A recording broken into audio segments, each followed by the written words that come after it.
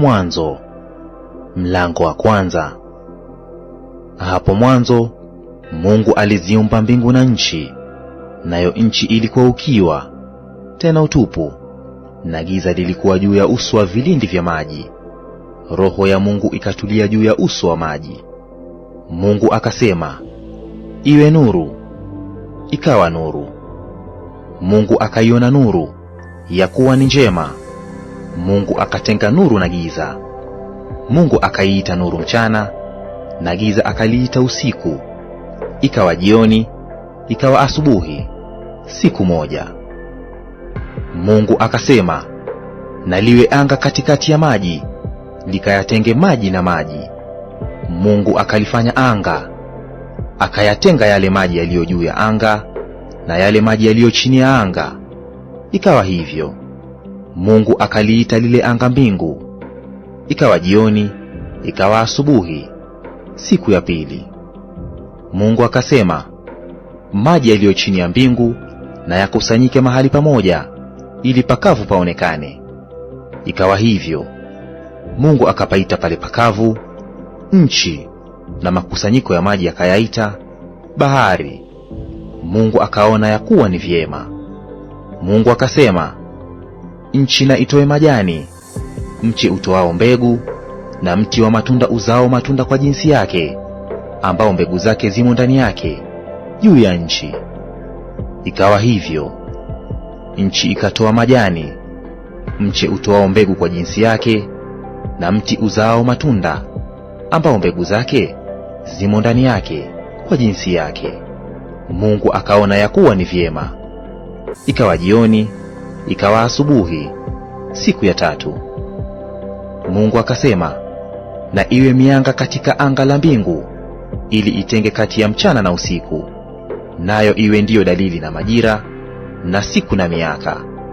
Tena iwe ndiyo mianga katika anga la mbingu, itie nuru juu ya nchi. Ikawa hivyo. Mungu akafanya mianga miwili mikubwa, ule mkubwa utawale mchana, na ule mdogo utawale usiku. Akafanya na nyota pia. Mungu akaiweka katika anga la mbingu, itie nuru juu ya nchi, na kuutawala mchana na usiku, na kutenga nuru na giza. Mungu akaona ya kuwa ni vyema. Ikawa jioni, ikawa asubuhi, siku ya nne. Mungu akasema, maji na yajawe kwa wingi, na kitu kiendacho chenye uhai, na ndege waruke juu ya nchi katika anga la mbingu.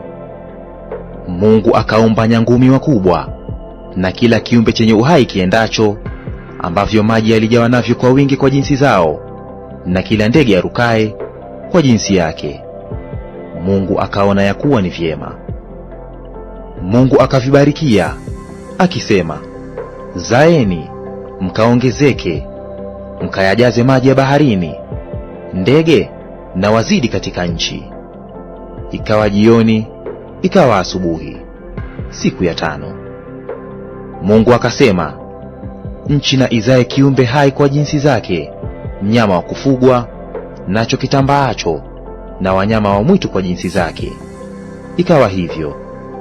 Mungu akafanya mnyama wa mwitu kwa jinsi zake, na mnyama wa kufugwa kwa jinsi zake, na kila kitu kitambaacho juu ya nchi kwa jinsi yake. Mungu akaona ya kuwa ni vyema. Mungu akasema, na tumfanye mtu kwa mfano wetu, kwa sura yetu, wakatawale samaki wa baharini, na ndege wa angani, na wanyama, na nchi yote pia, na kila chenye kutambaa kitambaacho juu ya nchi. Mungu akaumba mtu kwa mfano wake, kwa mfano wa Mungu alimuumba, mwanamume na mwanamke aliwaumba. Mungu akawabarikia.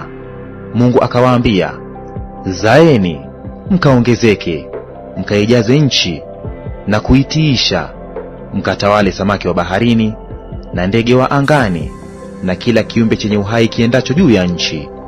Mungu akasema, tazama, nimewapa kila mche utoao mbegu ulio juu ya uso wa nchi yote pia, na kila mti ambao matunda yake yana mbegu, vitakuwa ndivyo chakula chenu, na chakula cha kila mnyama wa nchi, na cha kila ndege wa angani, na cha kila kitu kitambaacho juu ya nchi chenye uhai.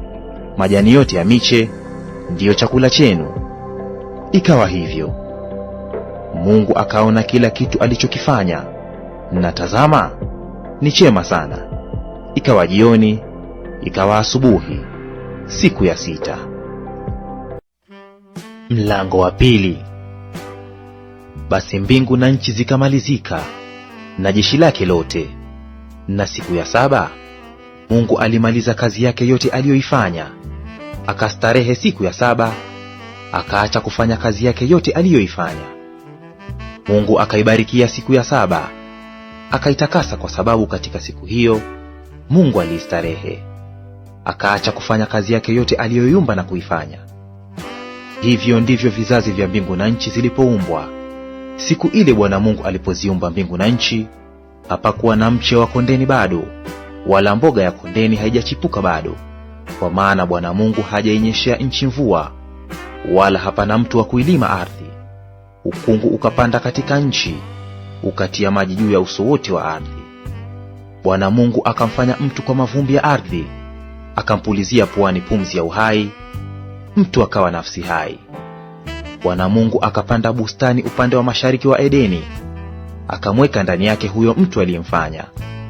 Bwana Mungu akachipusha katika ardhi kila mti unaotamanika kwa macho na kufaa kwa kuliwa, na mti wa uzima katikati ya bustani, na mti wa ujuzi wa mema na mabaya. Ukatoka mto katika Edeni wa kuitilia bustani maji, na kutokea hapo ukagawanyika kuwa vichwa 4. Jina la kwanza ni Pishoni, hiyo unaozunguka nchi yote ya Havila, ambako kuna dhahabu, na dhahabu ya nchi ile ni njema. Huko kuna bedola na vito shoham. Na jina la mto wa pili ni Gihoni, ndiyo unaozunguka nchi yote ya Kushi. Na jina la mto wa tatu ni Hedekeli, ndiyo unaopita mbele ya Ashuru. Na mto wa 4 ni Frati. Bwana Mungu akamtwaa huyo mtu, akamweka katika bustani ya Edeni, ailimie na kuitunza. Bwana Mungu akamwagiza huyo mtu akisema, matunda ya kila mti wa bustani waweza kula, walakini matunda ya mti wa ujuzi wa mema na mabaya usile, kwa maana siku utakapokula matunda ya mti huo utakufa hakika. Bwana Mungu akasema, si vyema huyo mtu awe peke yake, nitamfanyia msaidizi wa kufanana naye. Bwana Mungu akafanyiza kutoka katika ardhi kila mnyama wa msituni na kila ndege wa angani, akamletea Adamu ili aone atawaitaje. Kila kiumbe hai jina alilokiita Adamu likawa ndilo jina lake. Adamu akawapa majina yao kila mnyama wa kufugwa na ndege wa angani na kila mnyama wa mwituni, lakini hakuonekana wa kumsaidia Adamu aliyefanana naye. Bwana Mungu akamletea Adamu usingizi mzito, naye akalala. Kisha akatwaa ubavu wake mmoja, akafunika nyama mahali pake, na ule ubavu alioutwaa katika Adamu Bwana Mungu akaufanya mwanamke, akamleta kwa Adamu. Adamu akasema, sasa huyu ni mfupa katika mifupa yangu na nyama katika nyama yangu, basi ataitwa mwanamke, kwa maana ametwaliwa katika mwanamume. Kwa hiyo mwanamume atamwacha baba yake na mama yake, naye ataambatana na mkewe, nao watakuwa mwili mmoja. Nao walikuwa uchi wote wawili, Adamu na mkewe, wala hawakuona haya. Mlango wa 3. Basi nyoka alikuwa mwerevu kuliko wanyama wote wa mwitu aliowafanya Bwana Mungu. Akamwambia mwanamke, ati hivi ndivyo alivyosema Mungu, msile matunda ya miti yote ya bustani?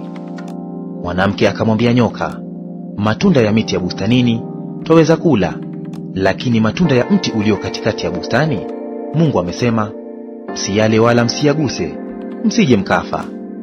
Nyoka akamwambia mwanamke, hakika hamtakufa, kwa maana Mungu anajua ya kwamba siku mtakayokula matunda ya mti huo mtafumbuliwa macho, nanyi mtakuwa kama Mungu, mkijua mema na mabaya. Mwanamke alipoona ya kuwa ule mti wafaa kwa chakula, wapendeza macho, nao ni mti wa kutamanika kwa maarifa, basi alitoa katika matunda yake akala, akampa na mumewe, naye akala. Wakafumbuliwa macho wote wawili, wakajijua kuwa wauchi.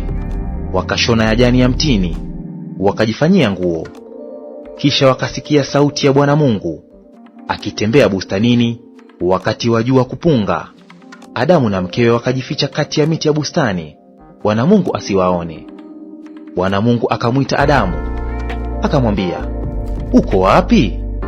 Akasema, nalisikia sauti yako bustanini, nikaogopa kwa kuwa mimi ni uchi, nikajificha. Akasema, ni nani aliyekuambia ya kuwa uuchi? Je, umekula wewe matunda ya mti niliyokuagiza usiyale? Adamu akasema, huyo mwanamke uliyenipa awe pamoja nami ndiye aliyenipa matunda ya mti huo, nikala. Bwana Mungu akamwambia mwanamke, nini hili ulilolifanya? Mwanamke akasema, nyoka alinidanganya, nikala. Bwana Mungu akamwambia nyoka, kwa sababu umeyafanya hayo, umelaaniwa wewe kuliko wanyama wote na kuliko hayawani wote walioko mwituni. Kwa tumbo utakwenda na mavumbini utakula siku zote za maisha yako. Nami nitaweka uadui kati yako na huyo mwanamke, na kati ya uzao wako na uzao wake. Huo utakuponda kichwa, na wewe utamponda kisigino. Akamwambia mwanamke, hakika nitakuzidishia uchungu wako na kuzaa kwako, kwa utungu utazaa watoto, na tamaa yako itakuwa kwa mumeo, naye atakutawala. Akamwambia Adamu, kwa kuwa umeisikiliza sauti ya mke wako, ukala matunda ya mti ambao nalikuagiza nikisema, usiyale.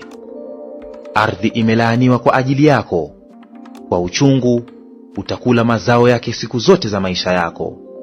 Michongoma na miiba itakuzalia, nawe utakula mboga za kondeni.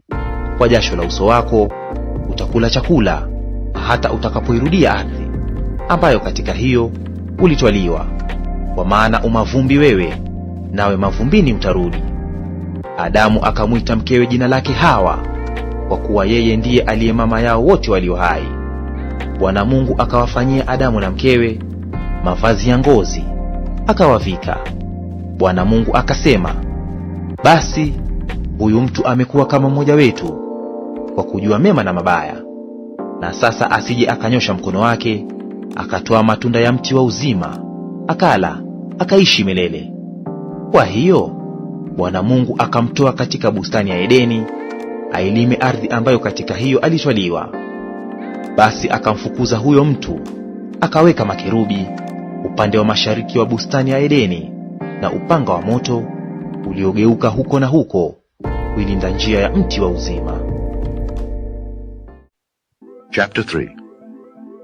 Now the serpent was more subtle than any beast of the field which the Lord God had made. And he said unto the woman, Yea, hath God said, Ye shall not eat of every tree of the garden? And the woman said unto the serpent, We may eat of the fruit of the trees of the garden. But of the fruit of the tree which is in the midst of the garden, God hath said, Ye shall not eat of it, neither shall ye touch it, lest ye die. And the serpent said unto the woman, Ye shall not surely die. For God doth know that in the day ye eat thereof, then your eyes shall be opened, and ye shall be as gods, knowing good and evil. And when the woman saw that the tree was good for food, and that it was pleasant to the eyes, and a tree to be desired to make one wise, she took of the fruit thereof, and did eat, and gave also unto her husband with her, and he did eat. And the eyes of them both were opened, and they knew that they were naked. And they sewed fig leaves together, and made themselves aprons. And they heard the voice of the Lord God walking in the garden in the cool of the day. And Adam and his wife hid themselves from the presence of the Lord God amongst the trees of the garden. And the Lord God called unto Adam, and said unto him, Where art thou? And he said, I heard thy voice in the garden, and I was afraid, because I was naked, and I hid myself. And he said, Who told thee that thou wast naked? Hast thou eaten of the tree whereof I commanded thee that thou shouldest not eat?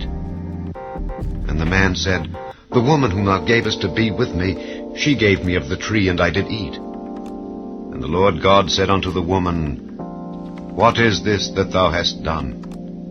And the woman said, The serpent beguiled me, and I did eat. And the Lord God said unto the serpent, Because thou hast done this, thou art cursed above all cattle, and above every beast of the field. Upon thy belly shalt thou go, and dust shalt thou eat all the days of thy life. And I will put enmity between thee and the woman, and between thy seed and her seed.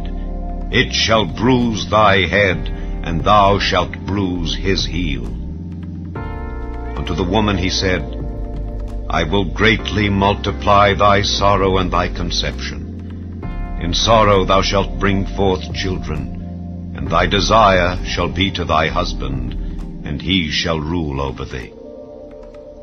And unto Adam he said, Because thou hast hearkened unto the voice of thy wife, and hast eaten of the tree of which I commanded thee, saying, Thou shalt not eat of it, cursed is the ground for thy sake.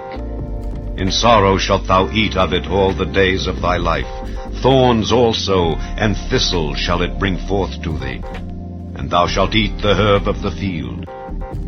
In the sweat of thy face shalt thou eat bread, till thou return unto the ground. For out of it wast thou taken. For dust thou art, and unto dust shalt thou return. And Adam called his wife's name Eve, because she was the mother of all living. Unto Adam also and to his wife did the Lord God make coats of skins, and clothed them. And the Lord God said, Behold, the man is become as one of us, to know good and evil. And now, lest he put forth his hand and take also of the tree of life, and eat and live forever. Therefore the Lord God sent him forth from the Garden of Eden, to till the ground from whence he was taken. So he drove out the man, and he placed at the east of the Garden of Eden cherubims, and a flaming sword, which turned every way, to keep the way of the tree of life.